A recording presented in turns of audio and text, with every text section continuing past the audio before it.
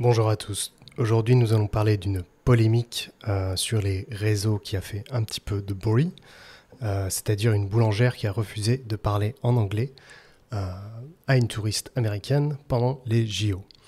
Et je fais cette vidéo pour la raison suivante, car j'ai une chaîne qui parle de développement personnel, notamment dans l'industrie de la comptabilité et de la finance, et je vais utiliser cet événement comme motivation à vous tous, comme invitation à considérer votre carrière en France. Car il est très facile, parce que de nos jours, on nous fait très peur avec l'IA, avec ChatGPT, ils vont prendre notre job, alors qu'en réalité, il est très facile de se démarquer en France avec un minimum d'efforts. Simplement un changement d'attitude que 99% des Français ne font pas. Donc, avant de jumper dans cette polémique, je vais vous donner un petit peu de contexte par rapport à mon point de vue à ce sujet. Revenons 200 ans en arrière. Il y a 200 ans, c'était la naissance de notre système actuel que l'on connaît aujourd'hui dans lequel on opère. Avant ce système économique, vieux de 200 ans, nous vivions dans un système féodal entre des nobles et des paysans. Les nobles étaient propriétaires des terres et les paysans étaient esclaves. À cette époque, si vous étiez né paysan, vous n'aviez absolument aucune chance d'avoir une ascension sociale. C'était absolument impossible. Ensuite, nous avons eu la révolution industrielle et les États-Unis sont devenus les frontrunners, les avant-gardistes en termes de développement économique grâce à leur constitution américaine. Et aujourd'hui, si l'on regarde la croissance du PIB au travers le monde, aujourd'hui en 2024, le PIB est à 100 trillions, 1000 milliards d'euros. Les États-Unis sont à 26-27% de ces 100 000 milliards et la France est aux alentours de 2 à 3%. Les États-Unis ont une croissance fulgurante grâce à leur système démocratique, économique, de libre marché. Et je dis tout ça parce que vous allez voir que justement ce système est remis en question aujourd'hui et tout le monde le déteste. Ce système n'est pas parfait. Aucun système n'est parfait. L'utopie n'existe pas. Mais c'est la meilleure alternative qui existe. Et si vous y réfléchissez un petit peu, sans ce système, nous ne serions jamais nés. Rien qu'avec les avancées technologiques dans la santé, nous ne serions jamais nés sans ce système. Donc il faut l'apprécier et c'est un fait, c'est celui qui existe, c'est la meilleure alternative. Qu'on l'aime ou qu'on l'aime pas, c'est pas grave, ça n'a aucune importance, c'est un fait et il faut qu'on opère dans ce système. Pourquoi je dis tout ça? Parce qu'il est très facile de se plaindre de nos jours quand le capitalisme a des côtés négatifs. Nous avons extrêmement de chance en tant que pays développé. Être né dans un pays développé, c'était un total hasard, une chance aléatoire qu'on soit né dans un pays développé riche et pas dans un pays en développement comme au Congo, en République démocratique du Congo, où les routes sont de la boue, il n'y a pas de route d'infrastructure routière, où la majorité de la population là-bas vit une vie très dure, cruelle et en souffrance. Donc, soyons un petit peu humbles une seconde, nos problèmes sont dérisoires. Et j'explique tout ça parce que vous allez voir que ça part un peu en live.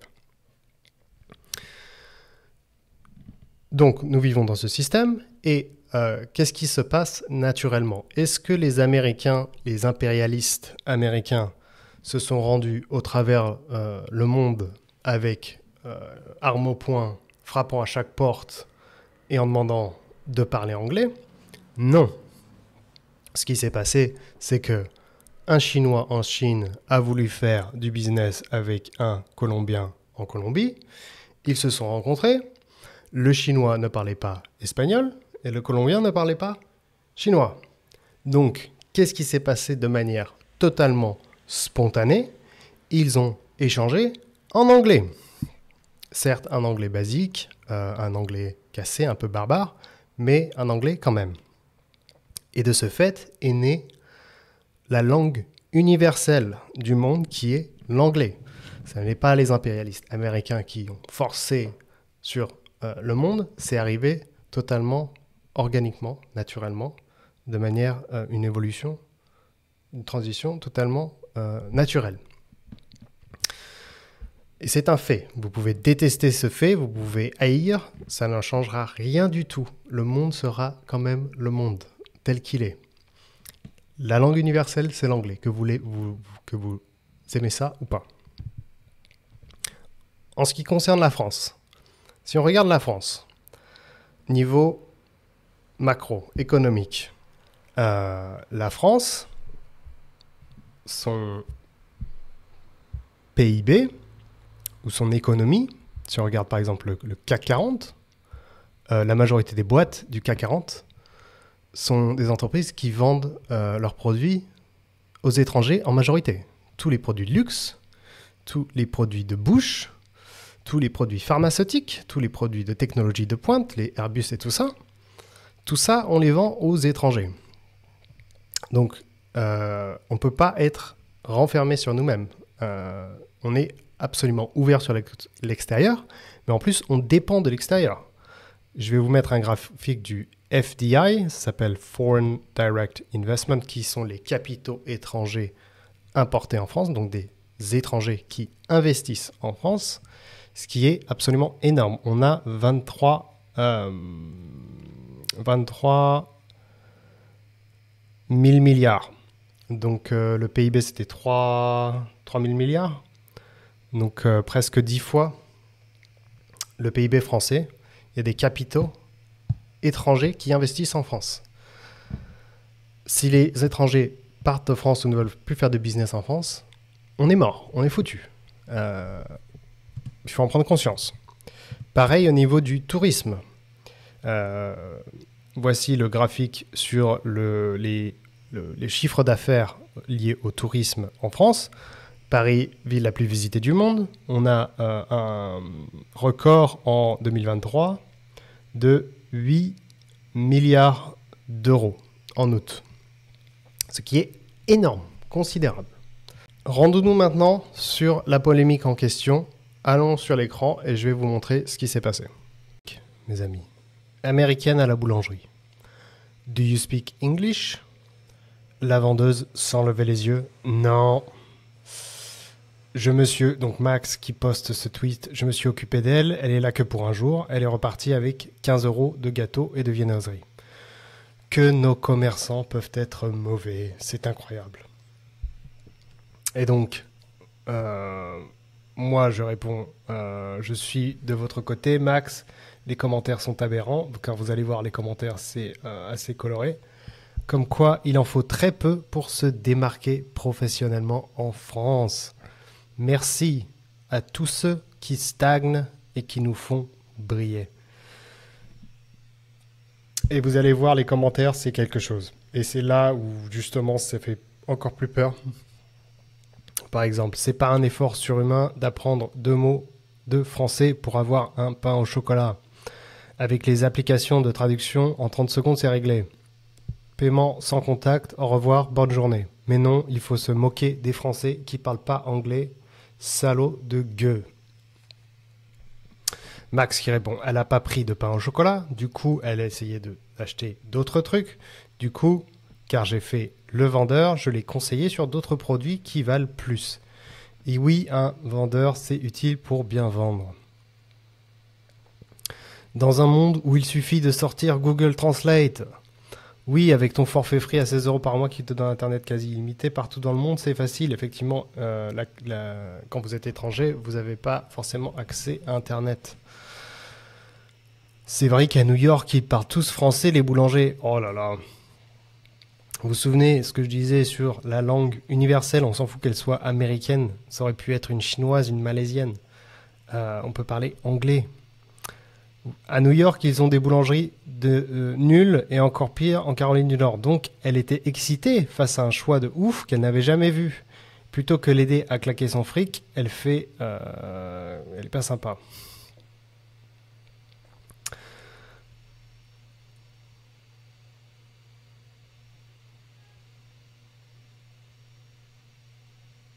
GG à toi, t'aurais dû lui conseiller une autre boulangerie limite. Oui, et quand on va aux US, les gens font l'effort de parler français. Non, pas du tout.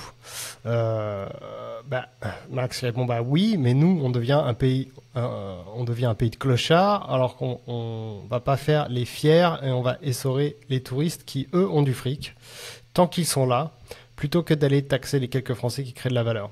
Ok. Voyons voir. Apparemment, il y a pas mal de commentaires. Si t'as envie d'être là, du capitalisme américain, libre à toi.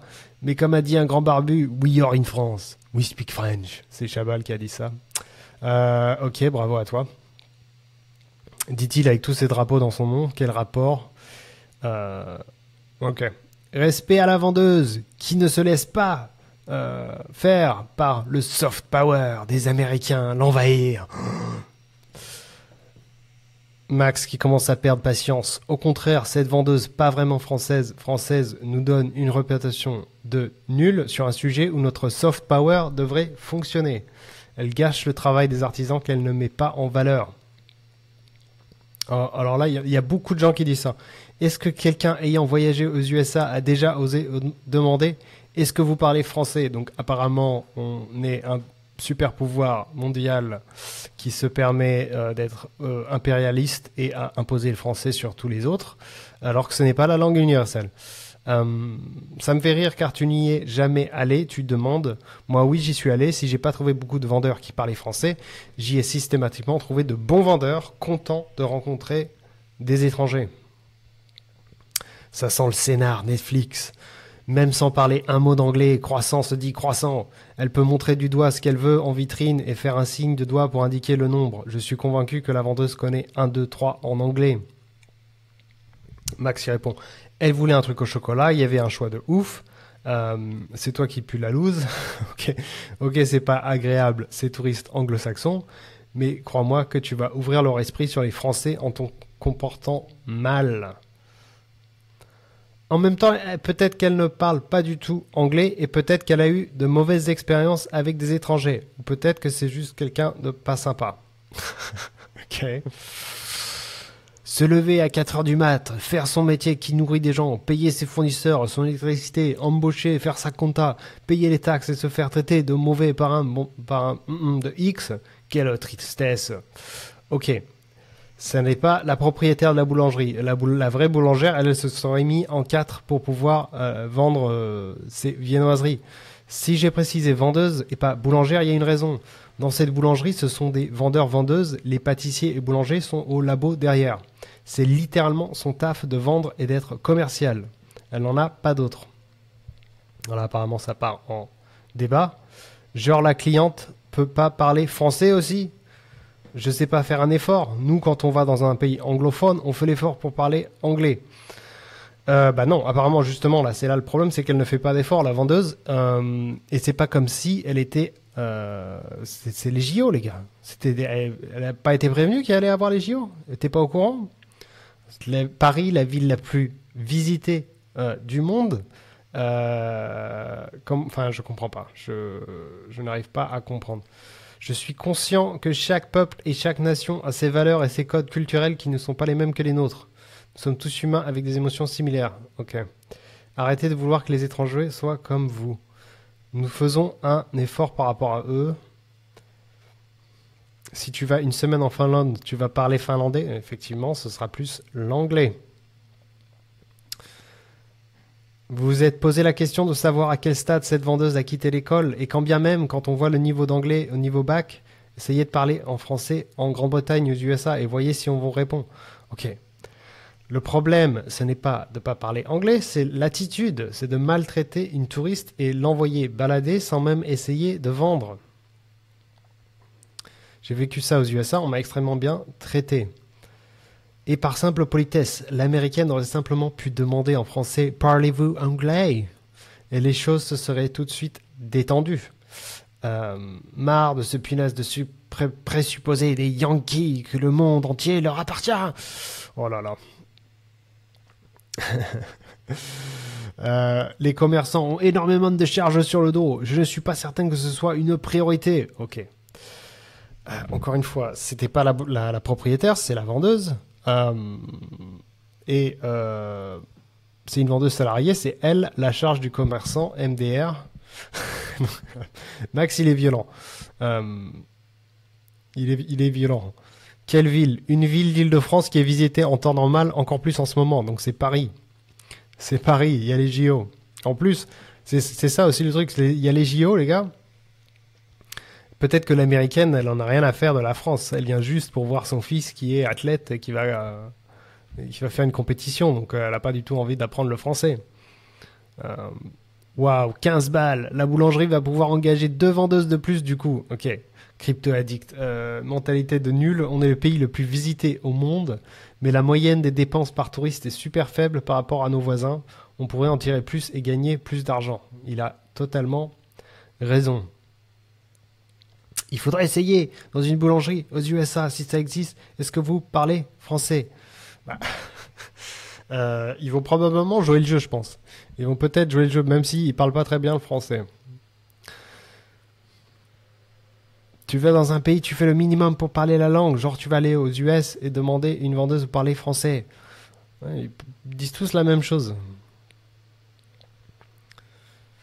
L'espace commentaire est rempli d'abrutis qui ne peuvent pas comprendre que, oui, dans le milieu de la vente, c'est censé être un peu normal de savoir dire 2-3 trucs en anglais. Oui, l'anglais, on ne demande pas d'apprendre l'anglais ou d'être bilingue. Franchement, vous pouvez apprendre en 1 heure ou 2 tout ce dont vous avez besoin. Yes, please, Brian is in the kitchen. Enfin, les bases, quoi. C'est quand même choquant.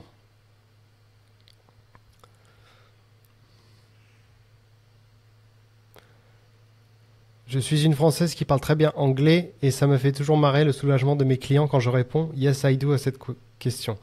Ils sont soulagés parce qu'ils ont des expériences terribles en France. Terribles. C'est ça qui est choquant. MDR, les gens dans les coms, ça se voit, c'est des fachos. En gros, ils sont prêts à cracher sur le fric juste parce qu'un touriste ne fait pas l'effort de parler français. Après, ils s'étonnent qu'ils soient pauvres. Lol. Non, il y a beaucoup de gauchos avec des drapeaux. Beaucoup de RN, ouais. Juste pour savoir, elle a engagé direct avec Do You Speak English ou bien elle a dit bonjour d'abord? C'est pas trop grave. La vendeuse a pas répondu à mon bonjour non plus. Ça a été vous voulez quoi? Elle était pas cool, ouais. Et si c'est un chinois ou un russe, elle fait quoi? L'américaine peut apprendre 3 chiffres et montrer avec le doigt comme la plupart des touristes du monde, surtout que la désignation des pâtisseries se fait avec des noms français. Oui, mais par exemple, là Max répond, j'étais dans les Balkans la semaine passée, j'ai rencontré plein de Russes, je leur parlais, 3 petits points, en anglais. Bah oui, si c'est un Chinois ou un Russe, ce sera en anglais. Hein. Mais il me semble que ce serait plutôt à l'américaine de faire un minimum d'efforts en connaissant 2-3 mots en français, non? Peut-être, mais bon, il y avait quand même les JO, les gars. C'est peut-être à l'accueillant, l'hôte, de apprendre 2-3 mots en sachant qu'il y a les JO. C'est pas comme si vous n'avez pas été prévenu, les gars. Surtout que pour acheter des croissants, il n'est pas nécessaire de savoir lire du Proust dans le texte. Bah ouais. Pareil dans l'autre sens. Donc on se plaint que l'américaine est une fainéante de pas apprendre le français. Par contre, dans l'autre sens, non, c'est pas vous les fainéants qui veulent pas apprendre 3 mots en anglais. C'est juste l'étranger le fainéant dans ce scénario. Va te faire. Aussi, la plupart des commerces n'ont absolument pas besoin du tourisme. Si, absolument que si. Ils ont besoin du tourisme, on en dépend totalement. Oui, mais c'est la faute des Chinois. Ils nous ont piqué toutes nos usines. Et oui, qu'est-ce que tu vas faire? Qu'est-ce que tu vas faire? C'est passé. C'est trop tard. Maintenant, on fait avec ce qu'on a, les gars. Voilà, ça c'est l'ultime représentation de Chabal. We are in France. We speak French. Ok. Oh là là. Faut pas se plaindre d'être pauvre alors qu'on a des millions de riches qui claquent leur fric à venir ici et on sait pas en profiter. Absolument. Max, il a totalement raison. Tu préfères peut-être l'argent à l'identité nationale, mais ce n'est pas le cas de tout le monde. Oh là là. Avec le drapeau français, ouais, d'accord. Ce n'est pas non plus se vendre plus offrant. Savoir communiquer avec le monde égale se vendre plus offrant. Ouais, lui, il a tout compris. Je vois une commerçante mal parler. Je vais en faire une généralité nationale. Ok. Elle est au SMIC. Qu'est-ce qu'elle s'en fout de parler anglais? MDR. Oh là là. Oui, Max qui répond. Et elle va rester au SMIC avec cette mentalité MDR. Vous avez pu voir mon petit pouce, mon petit cœur. Je suis bilingue et pourtant je suis au SMIC. Oui, mais c'est pas une question d'être bilingue, Léa. Et puis pour le commentaire du SMIC, j'en veux pas à cette vendeuse non plus. C'est juste un produit de son système, dans son logiciel à elle, qui a été fourni par le gouvernement français, c'est-à-dire une vieille école des 30 glorieuses. Vous allez trouver un job à 20 ans et vous allez rester dans ce job jusqu'à 60 ans, vous allez partir à la retraite. Ce système est un vieux système qui n'existe plus du tout. Plus du tout. Heureusement, ici, mon audience YouTube minuscule, je sais que vous êtes plutôt sur le développement personnel, donc je preach au preacher. Mais bon, ça fait quand même peur et ça veut dire bien qu'on va briller, mes amis, face à la compétition, face à la concurrence qui est la haie à sauter est très très basse. Sinon aux USA, est-ce qu'on trouve des petits commerçants qui parlent français? Non, je ne crois pas. Waouh, quel win, quel win. Quand je vais à New York, ils se font pas beaucoup plus embêter qu'un no. Aussi quand je demande s'ils comprennent le français. Ok, c'est qui l'impérialiste là en fait? Je crois que j'ai l'impression que c'est vous en fait, qui arrivent dans un pays étranger, qui disent je vais parler le français. Ok. Suceur d'américain. Et pourquoi ce serait à la vendeuse de faire l'effort et non à l'américaine? Parce que c'est son taf d'essayer de vendre. C'est une vendeuse. Merci Max. Ça me rappelle un petit resto dans une ville hyper touristique. Des Anglais étaient venus manger et la patronne était en panique pour leur expliquer le menu. J'étais choqué. Pour un commerçant de tout métier, l'anglais doit être un basique dans un pays comme le nôtre. Totalement, vous avez absolument raison. L'anglais première langue occidentale, le français troisième, c'est effectivement un scandale alors qu'il y a des wagons entiers d'étudiants sortant de licence d'anglais et de commerce. On embauche des pouilleux au SMIC à mi-temps pour vendre du pain. Elle a pris 2 pains au chocolat, quoi. Ok.